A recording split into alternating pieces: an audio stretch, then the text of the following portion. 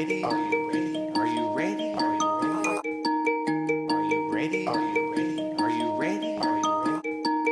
Are you ready? Are you ready? Are you ready? Are you ready? Are you ready? Are you ready to get it? You ready for war? Live is back, are you ready for more? The waiting is over, it's time to get poppin'. We all wanna win it, just cash in the pocket. Be alive, nothing can top it. Fantasy's back, football's the topic. 50 down for 50 in profit. Boss at the top and we all wanna drop. I'm taking the spot, bury the coffin. Time for the action, enough of the talk. Time to get crackin', live is back. And speaking the facts, the champions boss is back to back. Don't happen that often, enjoy the throne. It's time to get off and welcome back. It's time to get started, time for the weak and the strong to be part. We're all in the war, fight to the finish. Mad about trades, but it's part of the business. Do what you need, it's all about winning. Try to be king on the division. Wanna be champ, that is the mission. Why with the flow? This is tradition. Ready to go, time for the show. Roll your bloods, get ready to blow. Get ready to hear the good and the bad. You might not agree, but it's only on facts. If you get ugly, yeah, that means you're whack. Geno and Matt, finally we're back. Analyzing and sharing the stats, giving opinions and checking the facts. Keep it six, built to the draft. A league of 10, let's see who get last. If your team stinks, it belongs in the trash. Race to the end, try not to crash. No one agrees, all of us clash. Something like Titans, fighter gets smashed. You better contend if you wanna be champ. If you won't pay attention, you don't have a chance. No chance to win if you don't have a plan. Get a chance at the shit, better win if you can. Yeah, PPL is back, I hope you're ready. PPL is back, I hope you're ready. PPL is back, I hope you're ready. I hope you're ready. PPL Live. Here we are, week 11. We are definitely coming into full view of what the season is going to look like here in 2022. Geno, the gent here with my man Ulysses S. Hate. And you know what it is. It's time to jump back into our week 10 score. Starting with the Argonauts, leaving no doubt, getting the win over the DGT, 143-67. Only for the boss. Does it again. Keeps their winning streak alive. 7 straight. Beat the Skulls 131-109. I need about Trey Fitty. Does it again. Gets the big win over squad underestimated. Puts themselves into prime playoff position. 113-96. Patty's Twins gets their second win in a row. Is the late season surge coming? 109-84. And the Gaff gets the big win. Slayer of Giants gets the United Players, the Destroyers, who are ailing in every way, shape, and form. 106-87. Alrighty, PPLers, it's time for our fantasy trends presented by Snickers. Final standing projections. Starting with number 10, the Baby Gas team. At 9, wow, he's dropped Ulysses the Gaff. At 8, Patty's Twins. 7, Appease the Gods. 6, I Need About Trey Fitty. At 5, we have the Argonauts. 4, the United Players, the Destroyers. I mean, did they see what happened last week? 3, the Skulls. 2, Squad underestimated. And number 1, we can all agree on this one, the Pantheon Cup champs. Only for the boss. What do you think of these, man? I won't get into the individual picks, but I will say this, is we're approaching playoff jockeying right now. Yeah. I believe the top 6 teams are seated correctly in the top 6, and I believe the bottom 4 are where they need to be. So I think we're getting an accurate snapshot of who I think is going to make the playoffs this season. Okay. Yeah, definitely, man. Things are definitely starting to come into view. Injuries, late season schedule, breakdowns, bye weeks. It's going to be very, very interesting to see how things go there. But now you know what time it is. It's time for the good, the bad, and the ugly. We all know what it is, Ulysses. Let me hear it. Week 10. What was good, what was bad, and what was ugly? I mean, how could we even talk about good without starting with only for the boss? Right. I mean, this team is just unstoppable right now.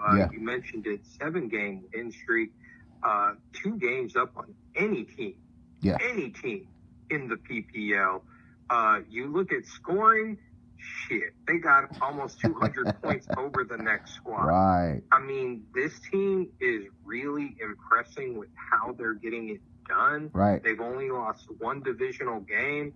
And after events that I saw in this past week, they have what I would consider at this point in the season the MVP with Patrick Mahomes. Okay. And the way that he's playing. Interesting. I mean, we saw the double tight this week. It didn't really work out with George Kittle, but right. hey, I wouldn't be surprised if he doesn't go with it again because it's there. It's there. Got a boom in it. I will tell you. Yeah, that. It's there. But the way that he really just went out here and handled this Skulls team is impressive. I mean, the Skulls got caught doing the double dip. I mean, he went all in on Josh Allen playing against Minnesota, and we talked about it last week. It ultimately decided the mashup, man.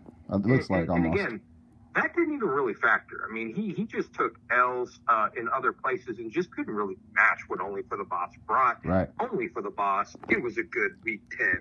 Yeah. And how's your bat? Bad for me, man. There was many candidates. Okay. Many candidates for bad this week. I've got to go with squad with a heart, and I mean a heart. Honorable mention for the UP. Okay. But we'll get there. Squad though this week. I mean, come on, man. You talking about you playing a Trey Fitty team that you've basically taken all the good pieces of. Yeah. This guy's going with waiver wire. Draft picks, man, mad props to Trey Fitty, honestly. Right, definitely. In competing with the team that's just been going out, getting trades. After this one, I mean, hey, if the Justin Fields trade went down before this game, he would definitely not be bad. Yeah. So, I mean, it just wasn't enough soon enough. Yeah. I mean, we've seen the tight end position, frankly, be a liability for him. Can't really knock him on the Cowboys coach that looked like a rock-solid lock beforehand. Right. But when you look at what the other team had with Cowboys D, 49ers coach, I think he just could have went in a different direction and improved his stock. Definitely. It was a week that squad really needed to win at the position. I felt the same way. Yeah. With Only for the Boss. And for that number one bye week in the playoffs. And I just think he really lost that edge. And I don't see him coming back and competing the way that Only for the Boss is. So, squad, definitely a strong playoff team. One of two teams that I would consider elite, but no longer in contention for the Alpha Conference crown as far as I'm concerned. That was big, man. That sounded ugly. What's ugly for you then? Appease the gods. The team that's going to be playing next week. This team just don't want to be tight. Okay. It's okay. Some people don't want to. Right. When you look up and down here, until Monday night, the only person to score TDs on his roster was Daniel Jones. That's tough, man. All right? Yeah. We was talking about Daniel Jones. Daniel showed out. Right. Titans D showed out. He got the coach win. Everywhere else, nothing. Devonta came through in the end, but Devonta just hit projection, which is great. Right. For him, yeah. Nobody really went off. Devin Singletary did decent on the bench. So did Brian Robinson. So there was potentially something there for ATG. Right. But this team is just in an ugly funk. And really what makes this ugly for me is this loss put them out of that top 6 in playoff standing. Right. So they're gonna have to win their way out of this. Yeah. Again, it's ugly because it's going against a squad underestimated team that's getting talent. Right. Is really looking to solidify a playoff run. Exactly. And I think that this was really the last stand for Appease the Gods to really make a concerted playoff push. They may limp in, but of the teams in the hunt right now, I'm not impressed. It was ugly. Okay. Actually, man, you're segueing me into my good. I'm going to honorable mention my man Trey Fitty for the good, just because, at this point in the season, he's looking like he might be a lock for a playoff spot. And we did not expect that. We expected that winning percentage to be Trey Fitty. I said it at the beginning of the year. I co-signed on it. I co-signed on that. Yeah, and even looking up to the roster right now, he's a guy getting by, and I got to give him respect. But my good for week 10 has to be Patty's Twins. Omega Conference champs back against the wall the last 2 weeks, getting huge victories, and somehow, some way, the Omega Conference champions find themselves in position for a playoff spot. Right now, if the Twins win out, all they got to do is take care of business. They are in the PPL playoffs. Who would have thought that after the start that they had? They had a start similar to this 2 years ago. How did that season end? Pantheon Cup champions. my good for this week is Patty's Twins. I'm really impressed with them getting a win this week. If they can get a tight end in there, these young guys at the receiver position are starting to pick it up. Keenan Allen's slowly getting healthy. Jonathan Taylor's coming back to form. And Austin Eckler is going to be a target hog and he's going to be a monster down the stretch, along with Dameon Pierce. If Aaron Rodgers can get to where he was last week, Patty's Twins is looking really good on the back end of that Omega Conference schedule. My bad, man, is goals. I feel like they dropped the ball. They really could have gotten in position here with this win. And it really just came down to the Buffalo coach. You got to find a way to pull that in. He's been pretty staunch on that coach all year long, and it's bitten him a few weeks. I mean, not saying that going with another coach wouldn't have resulted in a loss, but when you got a -6 there, and if you go with another coach, you get the positive end of that. I mean, that's almost like a 17-point swing alone. So you give him that, and he's in prime position to potentially win the matchup. Hats off to only for the Boss for holding on, but I thought that the Skulls really had an opportunity to steal this matchup, and they just couldn't quite get it done. So that's my bad, and they're really falling back in the Omega Conference. It's really starting to look like it's a toss-up because of My Ugly. And My Ugly is actually the first-place team in the Omega Conference, and I'm talking about the United Players, the Destroyers. I've been singing this team's praises all season long, and then they go out there and they drop this is a very winnable matchup against the GAF. The GAF only went for 106, and you know why? Because the United Players are behind the times. Justin Fields should have been in weeks ago for the United Players. Tom's ceiling is going lower and lower, and it's like the United Players are ignoring it to the point of trading him in the week that they could have played him with no excuses because Brady's on a bye this week. It was just an ugly week, capped off with an ugly trade. The United Players, the Destroyers, may be fumbling away that first place lead in the Omega Conference, and it's some hungry teams in Omega. It might be crazy to see who comes out of that conference the way the United Players are looking. Add on top the Cooper Kupp injury. He's on IR now. It's just really nothing to like. DeAndre Swift, his role has been reduced. Jerry Jeudy got injured. Dallas Goedert, who should have been in the lineup for weeks, had a 24-point game last week. He left him on the bench. I mean, he did better than Tanyan at 1.3 this week. He's on injured reserve as well with an injury, and you're benching Justin Fields every week. United Players, you got to do better, and this is a team I've sung the praises of all year. I'm just a little passionate about this because, I mean, he's fumbling away a very, very, very great opportunity at a Pantheon Cup title, if you ask me. But that being... wow. I hate to say it. Okay. But he is who we thought he was. Ulysses. Wow. And I'll just leave it at that because there's more to come. Okay. I mean, with that being said, man, let's jump into week 11. I think we went a little hard there, but hey, you know what it is. It's PPL Live, and we're going to start off in the Alpha Conference for a big matchup for both of these teams. We have the Argonauts taking on I Need About Trey Fitty. All right, man, so we got the Argonauts rolling in, finally looking like a resemblance of the team that we expected coming into the season. Got their first Leave No Doubt performance of the year with their victory over a Baby Gas team that was completely disinterested. Dalvin Cook had a huge 81-yard run. Justin Jefferson had probably a career legacy game already. And our boy Dalton Schultz actually showed up. On I Need About Trey Fitty's side, Dak Prescott continues to be a guy that I thought he should have kept in the offseason in the first place. He's starting to reap some of those benefits of rewards of ATG's discussed with that injury. I do like the Jerick McKinnon play, but it's looking tough for Trey Fitty on his side based on all of the replacements for 4 Florida bye weeks. What do you think of this one, man? Argo, Trey Fitty. Yeah, I mean, as much as I Need About Trey Fitty to continue causing chaos in the Alpha Conference, it just comes down to bye weeks for me. And really, this is going to be one that hits hard with Miami, Jacksonville, and Tampa Bay, all on the bye, right. all key assets to this I Need About Trey Fitty team that's really been built around guys that, for the most part, are not the sexy picks. Right. He's been really going out there and finding gold. I like Dak Prescott coming back last week, but there's just so many question marks up and down this lineup. Mm-hmm. The one, rock solid that you would consider on the points rankings is the Cowboys defense. Well, they're playing Minnesota. Okay. And Minnesota is powered by Dalvin Cook and Justin Jefferson.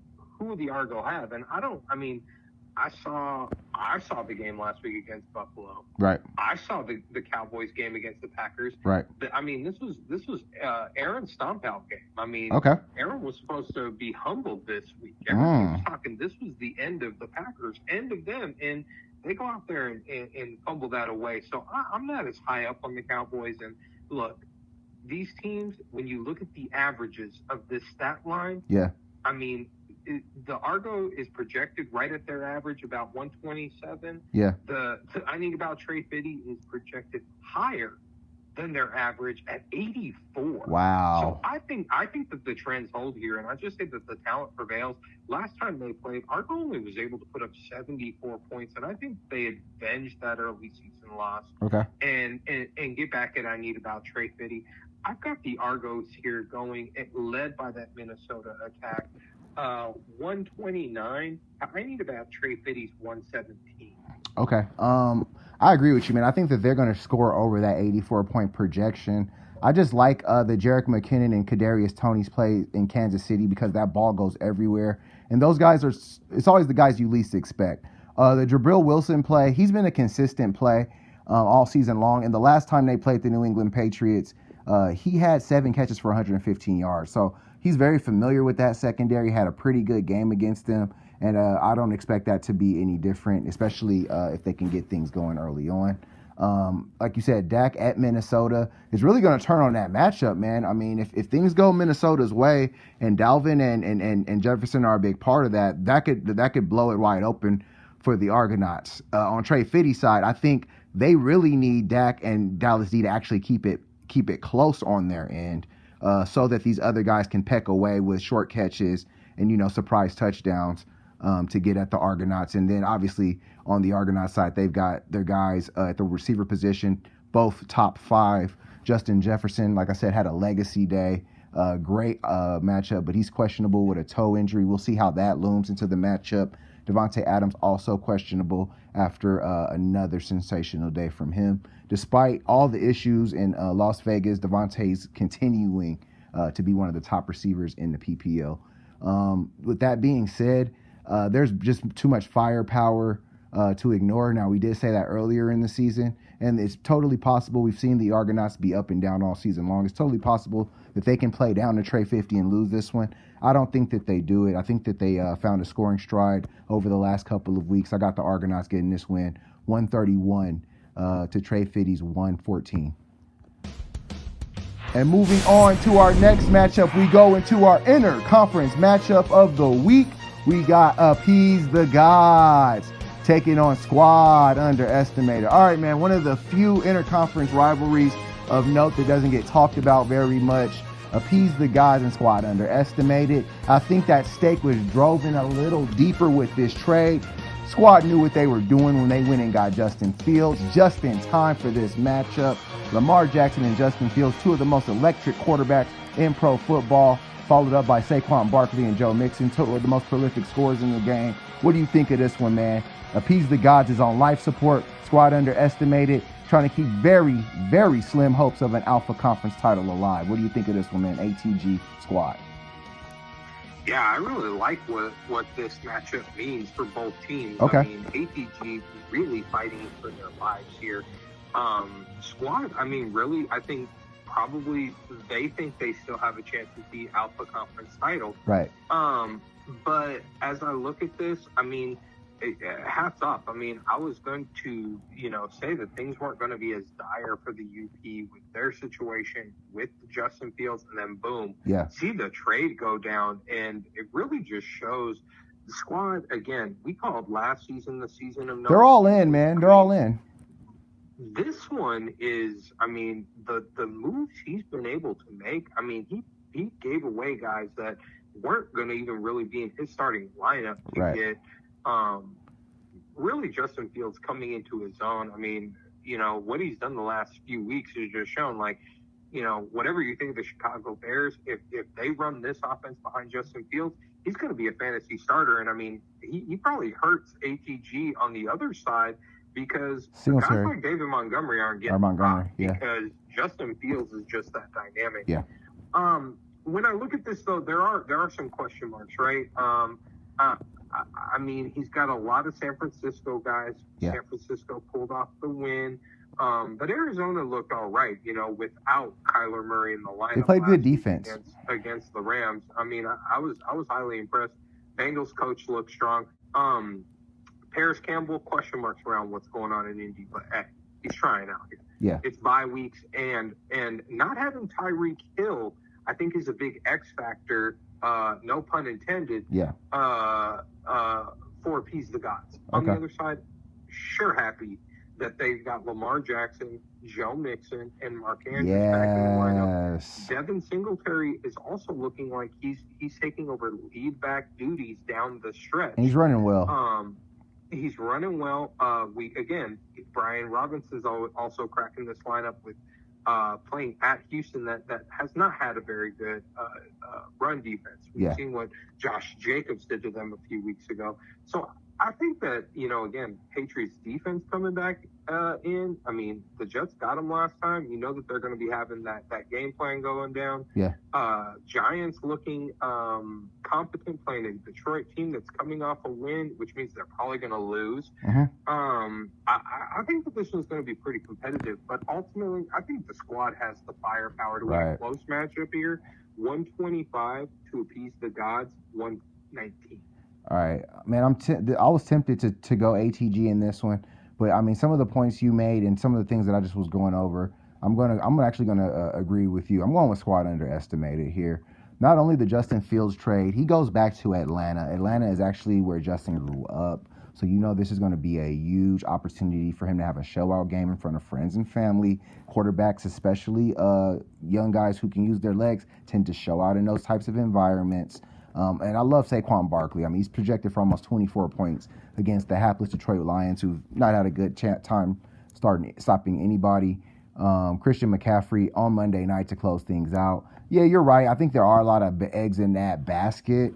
But at the end of the day, I think that they probably be able to overcome it with their studs. On ATG side, I love Lamar's matchup with Carolina. I think that he's going to have a very big game. And I think he's going to try to jump back into that MVP conversation. And this is a great spot for him to do it against the team that they are favored against coming off of the bye week. Some guys should be coming back healthy. He should be feeling pretty good. And they should be able to mop up the Carolina Panthers. They shouldn't be sneaking up on them, being that they had 2 weeks to prepare for them.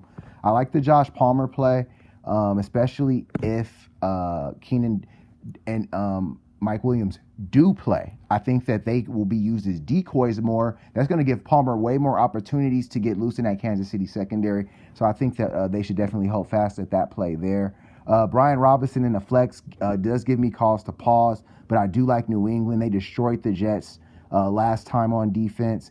And the New York Giants, I mean, to me, this is a game where they show that they're for real if they can beat the Detroit Lions at home, a game that they could easily be overlooking an opponent. So that's going to be interesting to see. In the end, I think the squad has just way too much firepower, even with his top 2 receivers out, that stable of running backs. And I think Justin Fields is probably due for a 25-plus point performance. I got squad underestimated, making himself look smart and get this win in this interconference matchup and rub it in ATG's face a little bit. 129 to appease the gods, 110. And moving on to our next matchup, we go into an Alpha Conference matchup. Maybe a very little consequence. We saw how things went last week for this team, for both these teams. We got the Baby Gas team taking on Only for the Boss. Man, I'm almost offended by BGT. I send him the video every week. He's out here. He's out here not even setting his lineup, man. He's got to get guys in the lineup. That's the worst and most egregious thing you can do in the PPL. I mean, you put it down to be in the league. I mean, you got to want to participate all the way through. I mean, it's tough, but at the end of the day, we're all a collection of our own decisions. On the Only for the Bosses side, I mean, Patrick Mahomes, balling, Nick Chubb. I mean, ballers at pretty much every spot. I mean, probably not really much to talk about here, man. What do you think of this one? BGT only for the boss. Yeah, I agree. There's not much to talk about here. BGT is the first team in the PPL this season to be eliminated from playoff contention. I mean, we saw that. They chose that fate last week. Yeah. I'm not going to give this one a lot because I don't really expect them to do a lot with their current lineup. Okay. And they're playing again only for the boss, hottest team in the PPL. Patrick Mahomes again, front runner for MVP at this season. Right. Again, it's just star-studded on this. Nick Chubb really showing out. I mean, that was a quality acquisition. Right. Stephon doing what he's doing. Again, I like the two tight end set. I think George Kittle just settles in and becomes a real entity down the stretch. But, I mean, we saw the Chiefs take care of the Chargers earlier in the season. And I think that they continue it. They've only gotten better. And I've got this one as only for the boss in a leave no doubt performance, something they've done continually throughout this season. But I've got them going 144 to Baby Gas Team's 96. All right, man. I'm going to agree with you. This is an only for the boss victory through and through. I mean, could things go crazy? You never know. It's the PPL. Things can get very unpredictable. I mean, if the Chargers were to score an upset and BGT actually puts up a good line, could they pull the upset off? You never know, but I'm going to go with what I know. And what I know is only for the boss is the best team in the PPL in 2022. I'm looking at Deebo Samuel and Kittle on Monday Night Football in a stellar matchup in Mexico. I think the Niners are going to try to impress the foreign fans. I'm also liking Nick Chubb's matchup against Buffalo. You saw Dalvin Cook race for 81 yards and a touchdown. Nick Chubb is the better back at this point in their careers, and he's also more of a hammer. I'm hearing there's going to be snow in the forecast there, so it might be a long day for that Buffalo run defense. Miles Sanders, obviously in the run heavy. I mean, they weren't run heavy Monday night, which they should have been, but a run heavy offense for Philly, if they can get back to themselves, I like them there. On BGT side, I mean, Joe Burrow, yeah, he's great, but nobody else is really pulling their weight besides Josh Jacobs. And Christian Kirk had a big game, but he's on a bye. In the end, it's only for the boss and only for the boss in a big way. I got only for the boss getting this matchup. 139 to the BGT's 89. And moving on to our next matchup, we go back into the Omega Conference for a big one for both of these teams. One team on life support, the other team trying to get out of a mid-season funk. We've got the Skulls taking on the Gaff Attack. All right, man, so Gaff has Jalen Hurts, Josh Allen on the other top for the Skulls. Philly coach, Buffalo coach. Projections are pretty close. I would say Josh is dwarfing Hurts in the projection, but the coaches are close. Across the board, this one looks close. What do you think of this one, man? Skulls and the Gaff. Yeah, I mean, this one really, to me, was a toss-up for frankly, prestige matchup of the week if these teams had better records, right? Yeah. I mean, we're just not expected the Gaff to be at this position. But look, I was really impressed with the win last week, especially with the coach loss. That rarely happens. Yeah. He just he got the UP, one of the highest scoring teams, just really letting them down in several fronts. But again, that was a UP problem. That ain't the Gaff problem. Way to play it. I thought this one going a lot similar to how the first matchup went.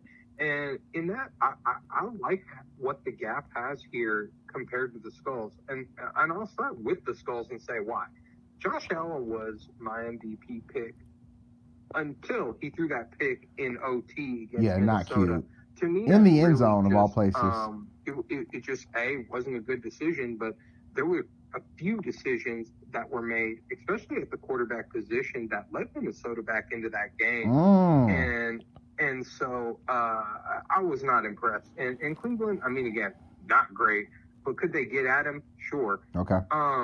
Ramondre, I love him coming back into the lineup this week. Yeah. But when I look down this lineup, I'm not blown away. Kimmett's been balling, man. By anybody.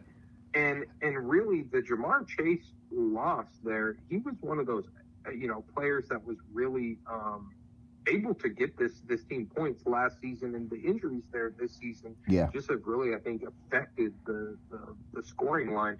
I also think that I'd probably be looking at Jamal Williams, especially how the Detroit Lions utilized him last weekend, and probably try to get him in the lineup. Other side, Jalen Hurts going against an Indy team that I think he can throw all over. Okay. Washington should be highly capable against Houston. Carolina, Baltimore defense is trash. AJ, he's going against that Indy defense. TJ Hawkinson, I love because, I mean, again, he went to this Minnesota team and he's been like right in the mix. And against this Dallas team, I think he could be problematic.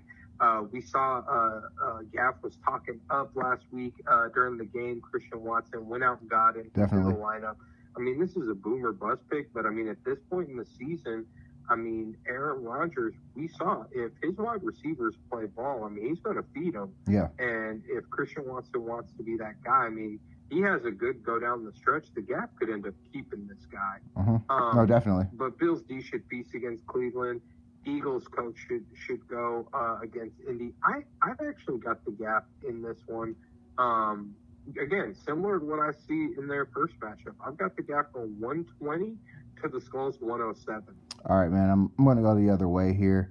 I think the Skulls find a way to get the win. I think 3 or 4 of Justin Fields' touchdown passes, of his 7 touchdown passes the last couple of weeks, have gone to Cole Kmet. So I really did like that pick up there. Shows that the Skulls are paying attention, maybe to things other guys aren't. I'm looking at James Conner at running back. He's going to get a lot of carries, especially when it's looking like they're going to sit Kyler Murray again. Their running game is going to pound at the 49ers, and that's what the Cardinals are able to do against the Niners. A lot of other teams aren't. They're able to actually be successful running the football, and I think Connor can be in for a decent score line on Monday night. Josh Allen, I think he gets back to himself, man. I get what you mean. He probably threw the MVP away when he threw that pick. But at the same time, I think that this is a perfect spot for them to get back together. Jacoby Brissett is still in the lineup for the Cleveland Browns. That could present short fields when they do have to throw the football. And I think Josh will get back to his winning ways. He'll probably be running the ball a lot more, especially because of the weather conditions. And that's never a bad thing for Buffalo. I'm worried about Amari Cooper at receiver, too. He's not very good on the road, and the weather conditions don't bode well for the Cleveland Browns passing game. Terry McLaurin had a huge week. If they stick with Heineke, McLaurin's that dude. But when Carson Wentz is in the lineup, the ball can go anywhere, including to the other team. So I would monitor the quarterback situation before going up on that situation. But I still... They said that Heineke started. Oh, well, then I love McLaurin this week against a porous Houston secondary. If the Skulls don't even have a kicker in the lineup yet, I expect them to do that. That'll send their projection up a little bit more. On the Gaff side, even in their, it's funny because in their win, I'm not impressed. I'm more impressed with them in their defeats this season. I'm looking at the score line. They only got to 106. Philly actually took that first loss of the season. And they should stick with them, and I'm not saying anything's wrong with that. But sometimes sticking with a coach, it worked out so far this year, but I don't think he was on them from week 1 on, so it wasn't like it was gold every single week. I think there might be time to diversify and look around the league. Maybe not this week, but in weeks ahead. The schedule's going to get tough, and the weather's going to change. I do like CeeDee Lamb against Minnesota's secondary. Peterson and the other guy, they talk a lot, but they also getting routed out there. I like CD to have a decent game. Maybe not the 33-point game he had last week, but still a pretty good line. Jalen Hurts at Indy. That Indy defense is underrated, and I felt like they played hard for Jeff Saturday, and they would love nothing more than try to get an L on the Eagles. Not saying that the Colts are going to beat the Eagles, but that might be a tougher game than one might expect. In the end, I got the Skulls sneaking by, getting a much-needed win in the Omega Conference to keep their hopes alive. 124 to the Gaff Attacks, 116. And moving on to our prestige matchup of the week, we go into Omega for a clash of teams who have sat atop the crown of the Omega Conference the last couple of seasons. We got last year's champs, Patty's Twins, taking on this year's projected champs, the United Players, the Destroyers. All right, man, I went hard on the UP in my ugly this week. The loss was ugly, and then the trade was almost just as ugly. Juju Smith-Schuster got his head knocked off. but it looks like he'll be back in the lineup this week. But Cooper Kupp will not, sound the alarm in the land of the United Playas. Tom Brady also on the bye. Rodgers actually looked like Aaron Rodgers last week. Jonathan Taylor looked like Jonathan Taylor last week. And these other guys are starting to pick it up, man. What do you think of this one, the prestige matchup of the week? Patty's Twins, the United Playas, the Destroyers. Prestige matchup of the week, more like my lock of the week. Oh. I got Twins holding it down this week against the UP.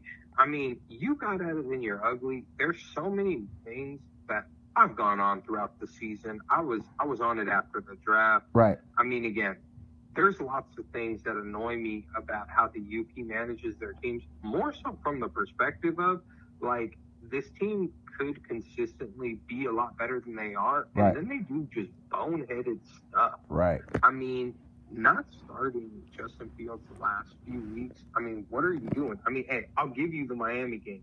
But after that Miami game, that's a must-start dude in fantasy. Yeah. And he goes out there for 42 points. He's knocked himself up in the top 10. Yeah. Tom's not where it's at. Yeah. Cooper's out.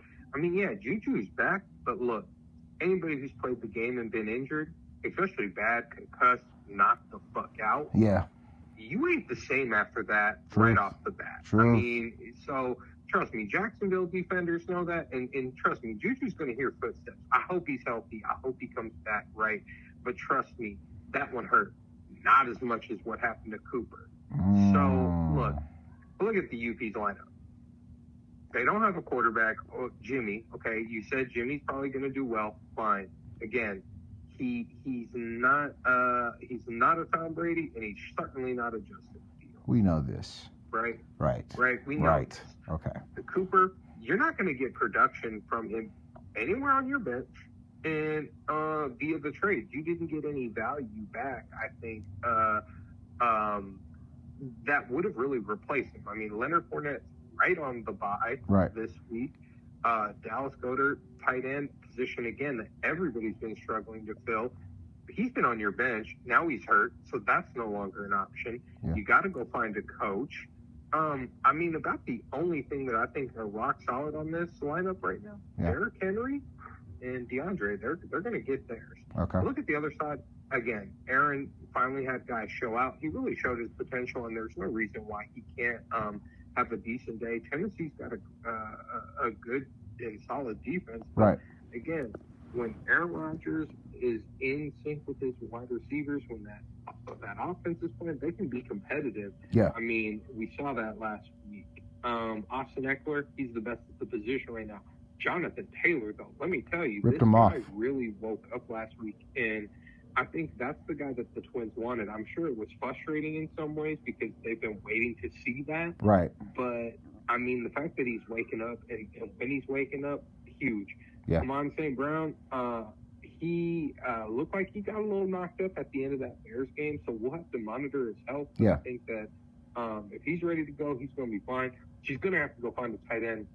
And I ultimately think she's probably going to go pick up a coach. We'll have to see how the UP plays this. Yeah. But, again, I've got this as my lock of the week because the Twins are essentially going to be going into this thing full strength. Right. And the UP is not. Yeah. And really, I think that the UP really needs to win this game to really stamp their hold on Omega. Yeah. And if they don't, they blow this into really a 4-team race. Yeah. Going down the stretch, depending on what happens. Things get very interesting if they lose this matchup. But Yeah. I've got the Twins taking this. And I think that they take it 115 to the UP's 104. Okay.